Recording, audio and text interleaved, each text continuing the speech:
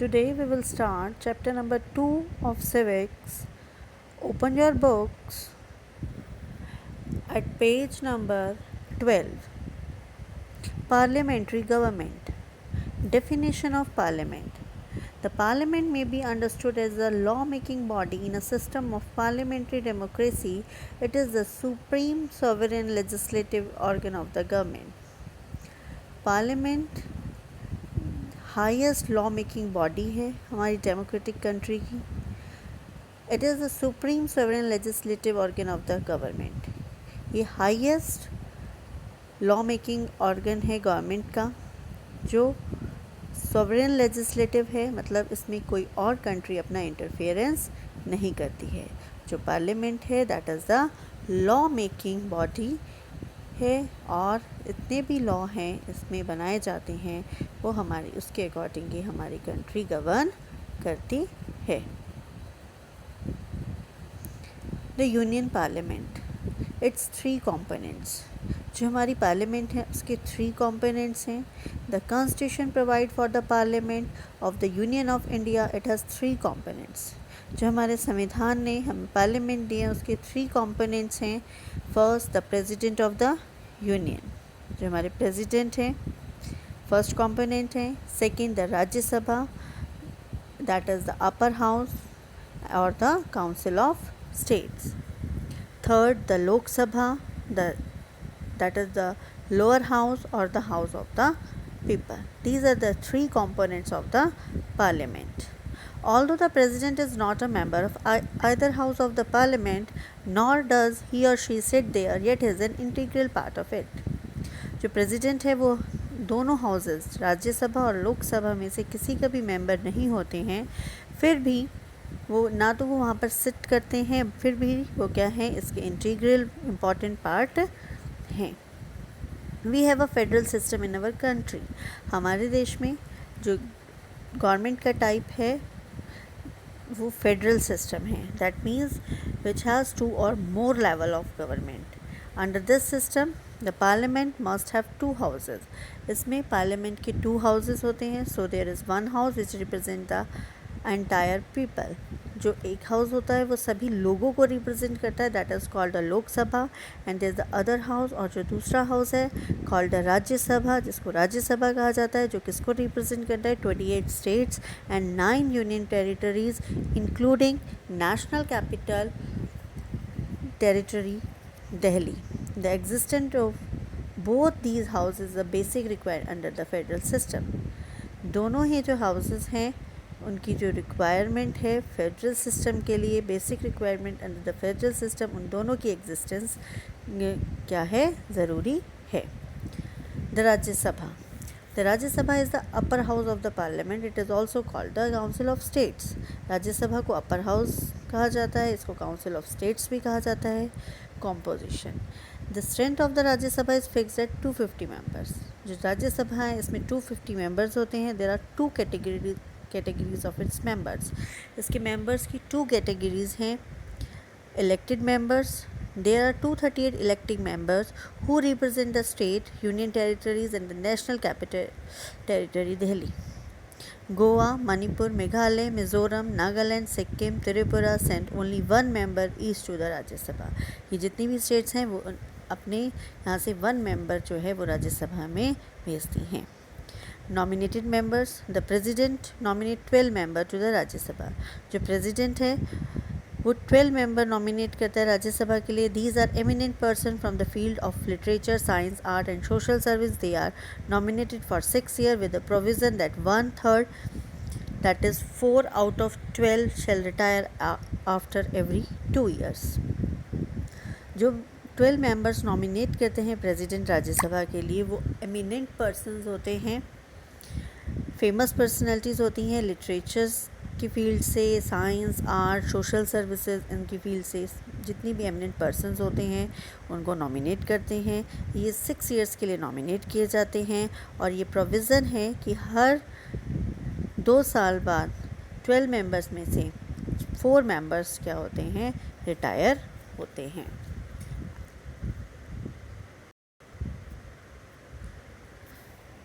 Actually these nomination are made by the president on the advice and recommendation of the prime minister. ये जो nomination होती है ये president की advice पर होती है और उनको रिकमेंड कौन करते हैं? Prime minister. Election to the Rajya Sabha.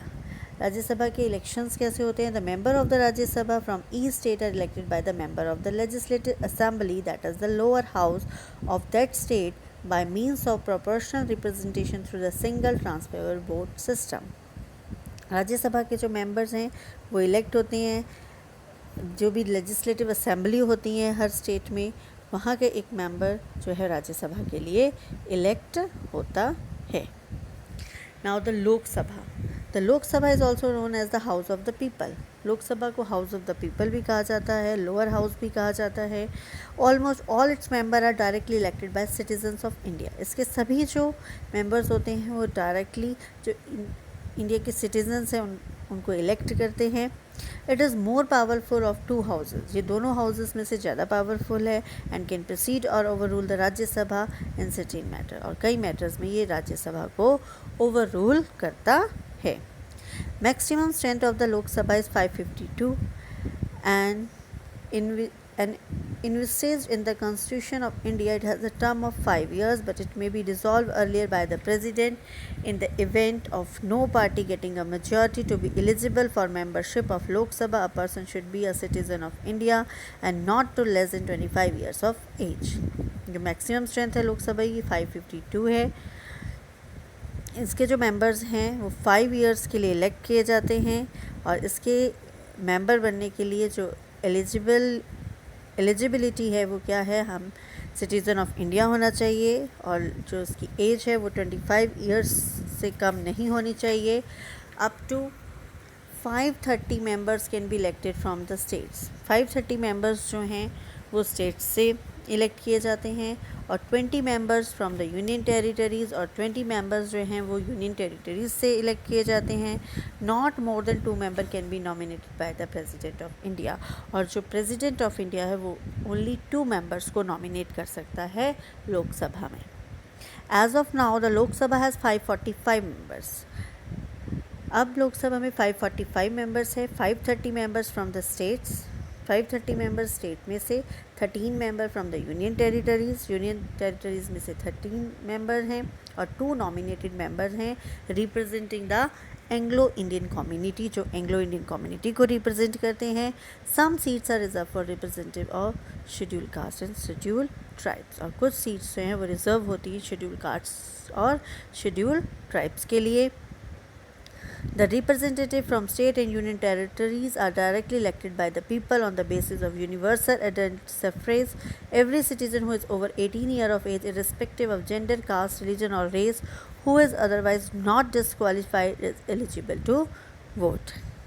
जो स्टेट और यूनियन टेरिटरीज से इसके मेंबर चुने जाते हैं वो एडल्ट यूनिवर्सल एडल्ट सफरेज के थ्रू जो भी पर्सन है, जो भी हमारा सिटीज़न है जिसकी एज 18 इयर्स हो चुकी है, वो चाहे किसी भी कास्ट, रिलीजन, जेंडर का है, वो क्या कर सकता है? वोट कर सकता है। उसको ये राइट है कि वो वोट कर सके और कोई भी उसको डिस्क्वालीफाई नहीं कर सकता। वो एलिजिबल है वोट करने के लिए। Now the prime minister. Prime minister, current जो हमारे प्राइम मिनिस्टर हैं वो मिस्टर नरेंद्र मोदी हैं। Position is the head of the council of ministers appointed by president. इनको अपॉइंट कौन करता है? प्रेसिडेंट। और टेन्योर कितना है इनका? 5 इयर्स।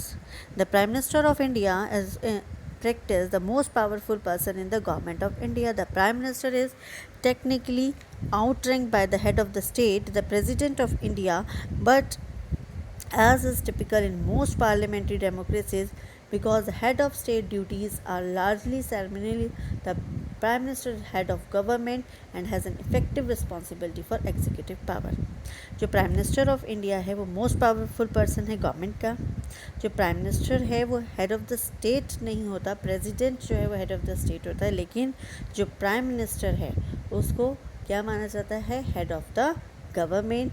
और उसकी ये रिस्पॉन्सिबिलिटी होती है वो ये देखे कि जो भी पावर्स हैं वो executive responsibility for executive power, कि जो भी हमारे लॉज बने हैं वो एग्जीक्यूटिव हो रहे हैं या नहीं, वो लागू हो रहे हैं या नहीं।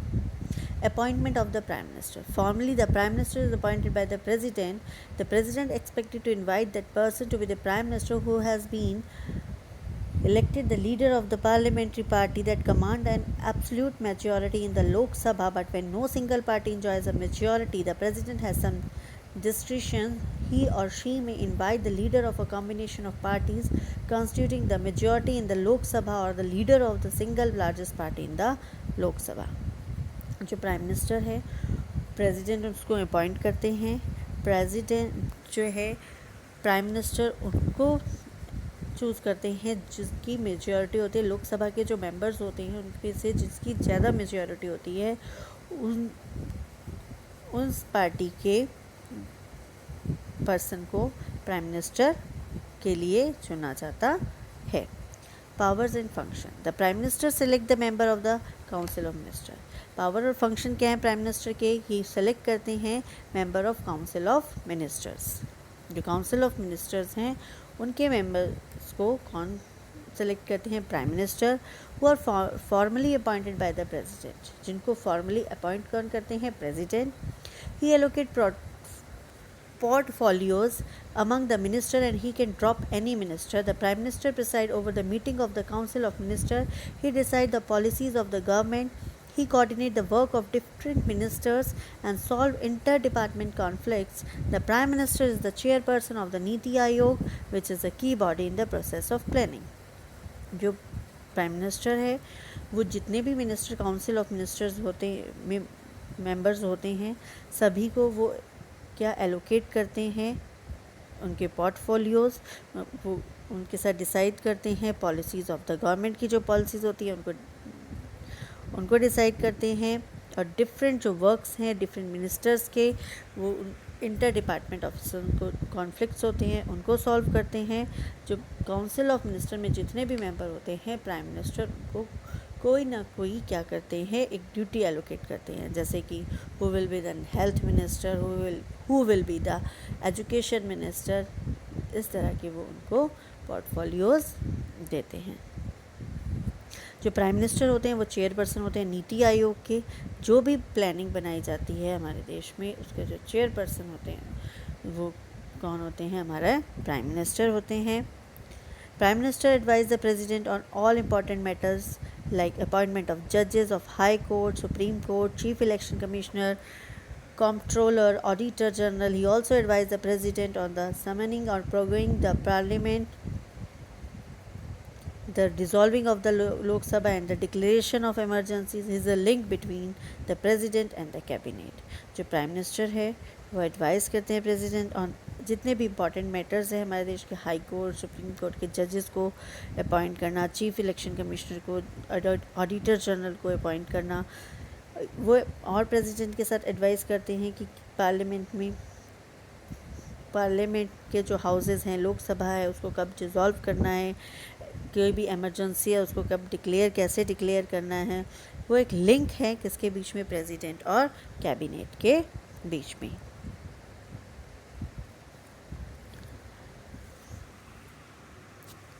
Now, cabinet or the council of ministers. Cabinet or the council of ministers. First, designation of the new prime minister. Immediately after the general elections, the majority party or elects the leader who is invited by the president to become the prime minister.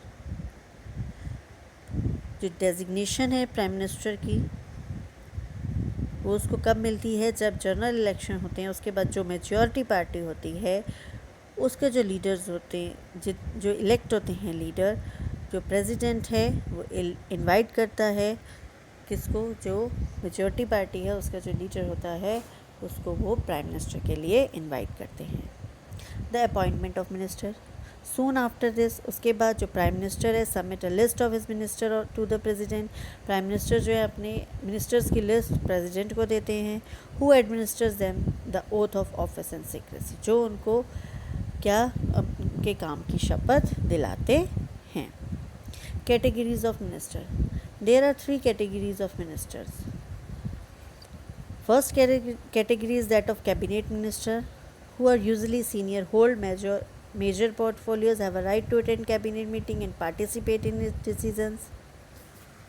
पहले जो होते हैं cabinet के ministers होते हैं वो senior होते हैं, उनके पास ये राइट होता है कि वो कैबिनेट की मीटिंग्स अटेंड कर सकें और डिसीजंस में पार्टिसिपेट कर सकें. सेकंड कैटेगरी होती है मिनिस्टर्स ऑफ स्टेट की, who have no independent charge of a ministry. उनके पास मिनिस्ट्री का कोई इंडिपेंडेंट चार्ज नहीं होता and do not attend cabinet meeting. वो कैबिनेट मीटिंग अटेंड नहीं करते हैं unless specially invited to do so. उनको स्पेशली इस काम के लिए इन्वाइट किया जाता है, तभी वो उन मीटिंग्स को अटेंड कर सकते हैं. The third category is that of deputy minister. Third category है डिप्टी मिनिस्टर्स की, who have to help senior minister. जो सीनियर मिनिस्टर्स को हेल्प करते हैं and draw a lesser salary. इनकी सैलरी भी लेस होती है. They do not attend cabinet meeting unless specially invited. ये भी कैबिनेट मीटिंग्स को जब तक अटेंड नहीं कर सकते जब तक इनको स्पेशली इन्वाइट नहीं किया जाता. Term of the council of minister. The term of the council of minister equal to the term of the Lok Sabha. जो टर्म है इनकी टेन्योर है वो भी लोकसभा के इक्वल है, 5 years. Of course it can be dismissed earlier if they loss the confidence of the Lok Sabha. अगर वो लोकसभा के कॉन्फिडेंस को लूज़ करते हैं तो वो पहले भी क्या हो सकते हैं, डिसमिस हो सकते हैं. Powers and function of the cabinet. Cabinet जो है उसके पावर और फंक्शंस क्या हैं. फर्स्ट है formulating policies. The Cabinet formulate the government policies, both national and international. It take decision on major issues before the nation relating to defense, security, development, planning and finance. ये government की policies चाहे national है international है उसमें formulate करती है. ये decisions ले सकती हैं मेजर इश्यूज़ पे, डिफेंस से, सिक्योरिटी, डेवलपमेंट, प्लानिंग, फाइनेंस, इनसे रिलेटेड ये डिसीजन ले सकती हैं. Second, administrative function. Administrative function, after the policy decision is taken by the cabinet, the concerned minister faithfully carries out the decision. He must administer his department in accordance with the policy decision. जब किसी भी उसके लिए policy बनाई जाती है तो उसके बाद जो मिनिस्टर्स होते हैं, कंसर्न मिनिस्टर हैं जिससे भी रिलेटेड, वो उस काम को अपने डिपार्टमेंट में according to the policy decision अपने उस काम को वो करवाते हैं. Coordination in all departments. The cabinet coordinate the working of all the departments so that the whole government runs smoothly and set the goals are achieved. The prime minister play a crucial role in bringing about this coordination. जितने भी cabinet के ministers होते हैं जब वो work करते हैं तो उनके बीच में जो कोऑर्डिनेशन है सभी डिपार्टमेंट्स में बना रहे, जो गोल है वो अचीव हो सके, आसानी से गवर्नमेंट का जो भी गोल है वो अचीव हो सके. और जो प्राइम मिनिस्टर है इसमें बहुत इंपॉर्टेंट रोल प्ले करते हैं. Control over the national finance. जो कैबिनेट है exercise complete control on national income और एक्सपेंडिचर. हमारे देश की नेशनल इनकम और जो एक्सपेंडिचर्स हैं उन पर कंट्रोल करती है. It introduce the money bill. ये मनी बिल को इंट्रोड्यूस करती है. The budget in the Lok Sabha. जो बजट होता है लोकसभा में उसको इंट्रोड्यूस करती हैं. The budget proposal are however not shown to the cabinet before their introduction in the Lok Sabha. Lok Sabha में उसका इंट्रोडक्शन हुए बिना उसको कैबिनेट में शो नहीं किया जाता है. How a bill become a law. एक बिल कैसे लॉ बनता है. बिल में भी इंट्रोड्यूस आइदर हाउस. एक बिल वो किसी भी हाउस में क्या हो सकता है, इंट्रोड्यूस हो सकता है, एक्सेप्ट द मनी बिल. केवल मनी बिल के अलावा मनी बिल जो है it must be represent only in the Lok Sabha. वो सिर्फ लोकसभा में रिप्रेजेंट होता है और बाकी कोई भी बिल है वो किसी भी हाउस में रिप्रेजेंट, चाहे वो लोकसभा में भी रिप्रेजेंट हो जाए चाहे राज्यसभा, लेकिन मनी बिल जो है वो सिर्फ लोकसभा में प्रेजेंट होता है. उसके बाद first reading the aim and purpose of the bill is discussed. जो एम और पर्पस क्या है उस बिल का ये डिस्कस किया जाता है. Second reading the bill is examine carefully and discuss clause by clause. उसमें जो भी क्लॉजेज हैं उनको डिस्कस किया जाता है carefully. Third reading after brief discussion bill is voted. After उसको डिस्कशन करने के बाद बिल पर वोट किया जाता है. If pass it is sent to the other house. अगर वो पास हो जाता है तो वो दूसरे हाउस में भेजा जाता है. If the houses approves the bill. अगर जो दोनों हाउसेज हैं उसको बिल को अप्रूव कर देते हैं it is sent to the president for his approval. उसके बाद वो कहाँ जाता है, प्रेसिडेंट के पास जाता है उसके अप्रूवल के लिए. If president sign the bill. अगर जो प्रेसिडेंट हैं वो उसको साइन करते हैं तो जो बिल है वो क्या बन जाता है, एक लॉ बन जाता है. So this is the process of a bill become a law. Legislative function. The cabinet advised the president to summon the parliament to session. It prepares president address to be given to the parliament. More than 90% bill before the parliament and government bills. These are prepared, introduced and defended by the concerned minister. Even for issuing an ordinance, the president act on the advice of the cabinet. It also constitution amendment bills. जितने भी legislative functions हैं हमारे, वो cabinet उसको advice करता है on the advice of the president, और जो बिल हैं वो प्रिपेयर किए जाते हैं, कंसर्न किए जाते हैं मिनिस्टर से, उसके बाद वो क्या है एडवाइस, प्रेसिडेंट के एडवाइस पर क्या होते हैं, उनमें कोई भी अमेंडमेंट करनी है वो प्रेसिडेंट के एडवाइस पर ही वो अमेंडमेंट की जाती है. Now the president. Mr. Ramnath Kovind is the president in office since 25th July 2017. Some fact: President of India. Election, Electoral College, a joint body of MPs and MLAs. Removal, impeachment. Removal कैसे होता है? Impeachment के through. अगर कोई भी president, vice president, उसको तभी हटाया जा सकता है जब कोई काम ठीक से ना कर रहा हो, तभी उनका इम्पीचमेंट किया जा सकता है. Salary 5 lakh per month. Election dispute, the supreme court. अगर कोई इलेक्शन से रिलेटेड डिस्प्यूट है, that will come to the supreme court. The president of India is the head of state. जो प्रेसिडेंट है इंडिया के, उसको हेड ऑफ द स्टेट कहा जाता है. He is the first citizen of India. इनको first citizen of India माना जाता है. He is the supreme commander of Indian arm force. Indian arm force के इनको सुप्रीम कमांडर कहा जाता है. In theory the president possesses considerable power with few exception. Most of the authority vested in the president in its practice exercised by the council of minister headed by the prime minister. इनकी जो power हैं वो बहुत vast हैं. Council of minister, president जो है practice करते हैं काउंसिल ऑफ मिनिस्टर्स को, जो हेडेड कौन करता है? Prime minister. Election. President elected by the elected member of the parliament of India. जो प्रेसिडेंट है उनको इलेक्ट कैसे किया जाता है?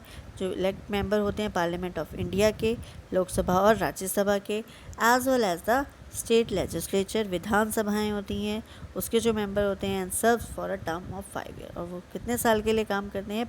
5 ईयर्स के लिए. Executive powers. एग्जीक्यूटिव पावर्स क्या क्या है प्रेसिडेंट के पास? The Constitution vests in the President of India all the executive powers of the central government. Centre की गवर्नमेंट की जितनी भी एग्जीक्यूटिव पावर्स हैं वो प्रेसिडेंट के पास होती हैं. द president appoint prime minister. President किसको अपॉइंट करते हैं? प्राइम मिनिस्टर को. The person most likely to command the support of the majority in the Lok Sabha. The President then appoint the other member of the Council of Ministers, distributing portfolios to them on the advice of the Minister. The Council of Ministers remain in power during the pleasure of the President in practice. However, the Council of Ministers must retain the support of the Lok Sabha. जो executive power क्या है? वो prime minister को appoint करते हैं. जो भी जिस पार्टी की भी मेजॉरिटी होती है लोकसभा के मेंबर्स से, उसके थ्रू वो उनको अपॉइंट करते हैं. President is responsible making a wide variety of appointments like attorney general of India, the जजेस of supreme court, the state of governors etcetera. जो प्रेसिडेंट है उनके पास रिस्पॉन्सिबिलिटी होती है कि वो किसकी अपॉइंटमेंट करेंगे? अटॉर्नी जनरल ऑफ इंडिया, जजेस ऑफ सुप्रीम कोर्ट, और स्टेट जो गवर्नर्स होते हैं उनकी अपॉइंटमेंट कौन करते हैं? प्रेसिडेंट. Judicial power. द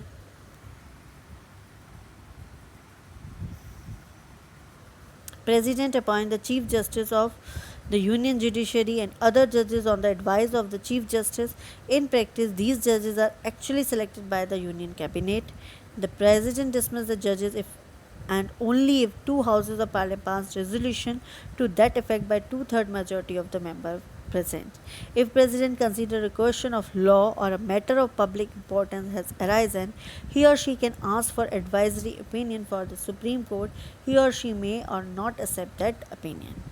जो प्रेसिडेंट है वो अपॉइंट करता है chief justice of the union judiciary, और जितने भी जजेस होते हैं किसकी एडवाइस पे, चीफ जस्टिस के एडवाइस पर वो उनको अपॉइंट करते हैं। उनके पास ये जुडिशियल पावर होती है कि वो जस्टिस को क्या कर सके। अगर प्रेसिडेंट के पास ये पावर होती है कि जो जजेस हैं उनको वो डिसमिस कर सकें। अगर कोई भी हाउस ऑफ द पार्लियामेंट जो है उसके 2/3 मेजॉरिटी होती है कि मेंबर्स की कि वो इस जज को क्या कर सके, डिसमिस कर सके, तो वो प्रेसिडेंट क्या है, कर सकते हैं।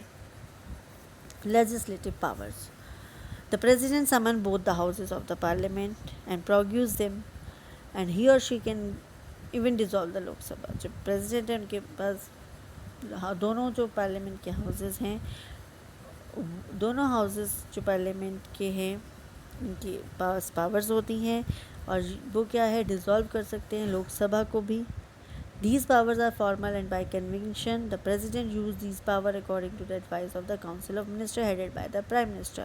और इन पावर्स को वो यूज़ करते हैं किसके एडवाइस पे, जो काउंसिल ऑफ मिनिस्टर बनाई जाती है, किसके उस पर हेडेड से, प्राइम मिनिस्टर के उससे, जो काउंसिल ऑफ मिनिस्टर उनकी सलाह से वो क्या कर सकते हैं, अपनी पावर्स को यूज़ करते हैं। A bill that Parliament has passed can become a law only the President give his or her assent. He can return a bill to the Parliament if it is not a money bill. If it is not a money bill for reconsideration, however, if the Parliament send it back to him या for second time, he is obliged to assent to it. Bill जो है वो तभी law बनता है जब parliament के पास होने के बाद, जब वो प्रेसिडेंट के पास आता है, उसकी असेंट पे ही क्या होता है, वो लॉ बनता है। और प्रेसिडेंट के पास ये पावर होती है कि वो बिल को, अगर वो मनी बिल नहीं है तो वो दोबारा से पार्लियामेंट में उनको वापस भेज सकता है। लेकिन अगर पार्लियामेंट दोबारा से उसको वापस प्रेसिडेंट के पास भेजती है तो उसको क्या करना पड़ता है, उसको असेंट करना पड़ता है, उस पर उसको साइन करने पड़ते हैं। When the parliament is not in session and the government considers it necessary to have a law, the president can promulgate ordinance. These ordinances submitted to the parliament as its next session. They remain valid for not more than 6 weeks for the date the parliament is convened unless approved by it earlier. अगर parliament का session नहीं है तो president के पास ये power होती है कि वो क्या कर सके, 6 वीक तक जो कोई भी लॉ है उसको क्या कर सके, कंसीडर कर सके, अप्रूव कर सके, और जब दोबारा से पार्लियामेंट का कुछ सेशन होता है तो वो उसमें उसको क्या करें, प्रेजेंट करें। Emergency powers, the president can declare 3 type of emergency. जो हमारे प्रेसिडेंट है वो 3 टाइप की एमरजेंसीज हमारे देश में कर सकते हैं डिक्लेयर।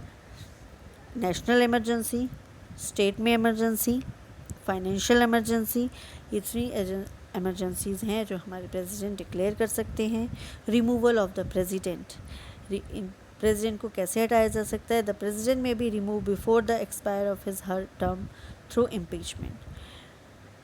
जो प्रेसिडेंट हैं उनको हटाया जा सकता है उनकी टर्म पूरी होने से पहले इम्पीचमेंट के थ्रू। इम्पीचमेंट क्या होती है कि अगर उनका टर्म जो टेन्योर है वो कंप्लीट नहीं हुआ है, उससे पहले ही अगर उनको हटाया जाता है, that is called the impeachment.